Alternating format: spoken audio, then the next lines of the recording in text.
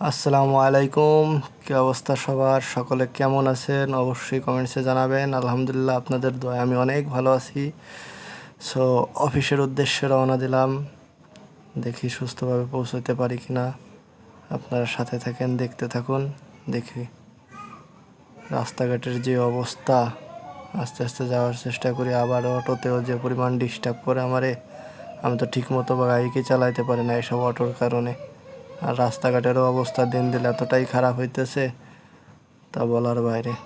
প্রথম যখন এখানে আসছিলাম, ফার্স্ট চাকরির ইন্টারভিউ দিতে বা চাকরি নেওয়ার পরে যখন রুম নিয়েছিলাম, তখন দেখছিলাম যে রাস্তাঘাটগুলো অনেক সুন্দর আছিল। এত পরিমাণ যাতায়াত করে গাড়িগুলো, বড় বড় গাড়ি যেভাবে ঢুকে, তারপরে মনে করেন যে রাস্তাঘাটের অবস্থা খুবই খারাপ হয়ে গেছে। সামান্য দেখেন এই যে এই অটোগুলো আমরা এত সহজে কখনোই সাইড দেয় না। দেখুন, বাম সাইডে কিন্তু এর জায়গা আছে, তারপরেও এই রাস্তার মাঝখান দিয়ে চলে।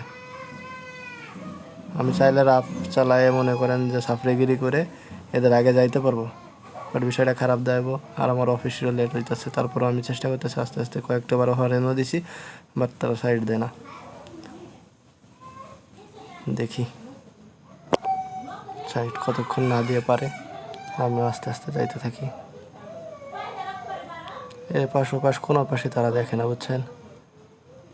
হুটহাট করে মাঝে মাঝে যেভাবে ঢুকায় দেয়, কখন কি অবস্থা হয়ে যায়, কখন অ্যাক্সিডেন্ট। এর আগেও আমি একবার দুইবার অ্যাক্সিডেন্ট করছি এদের কারণে।